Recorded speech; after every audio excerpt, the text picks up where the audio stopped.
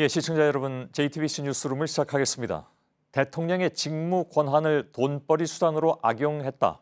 전형적인 권력형 부정 축제자다. 이명박 전 대통령에 대한 구속영장을 청구하면서 검찰이 이런 결론을 낸 것으로 확인됐습니다. 검찰은 사안이 중대할 뿐만 아니라 이 전 대통령이 자신에게 불리한 진술을 했던 측근 등에게 회유나 협박을 할 가능성까지 있어서 구속 수사가 필요하다고 강조했습니다. 특히 검찰은 이 전 대통령이 지난 20년 동안 다스 의혹을 포함한 각종 비리를 은폐해왔다고 판단하고 이런 은폐 작업이 없었으면 대통령 이명박도 존재하지 않았을 것이라고 했습니다. 검찰의 수사 결과를 부정하고 있는 이 전 대통령은 22일로 예고된 자신의 구속영장 실질심사에도 나오지 않겠다고 밝혔습니다. 먼저 이서준 기자의 보도입니다. 오늘 오전 10시 50분쯤 서울중앙지법은 이명박 전 대통령의 구속영장 실질심사를 22일 오전 10시 30분에 열겠다고 밝혔습니다. 그러자 30분여 뒤 이 전 대통령은 실질심사에 출석하지 않겠다는 입장문을 배포했습니다.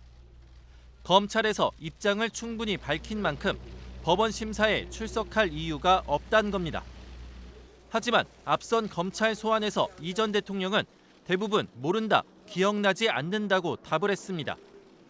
이후로도 이 전 대통령 측이 범죄 혐의에 대해 구체적인 해명을 내놓은 적은 없습니다.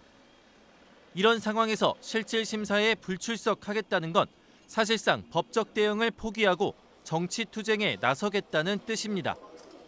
검찰 수사가 노무현 전 대통령 죽음에 대한 정치 보복이라던 지난 1월 입장 발표와 자신에 대한 구속영장 청구는 정치검찰이 동원된 이명박 죽이기라는 어제의 입장과 궤를 같이 하는 겁니다.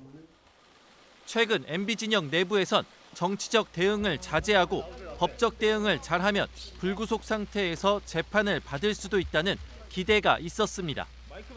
하지만 구속영장이 청구되고 김윤옥 여사로까지 수사가 확대될 조짐을 보이자 다시 정치보복을 주장하며 정부와 각을 세우는 정치적 대응으로 방향을 바꾼 것으로 보입니다.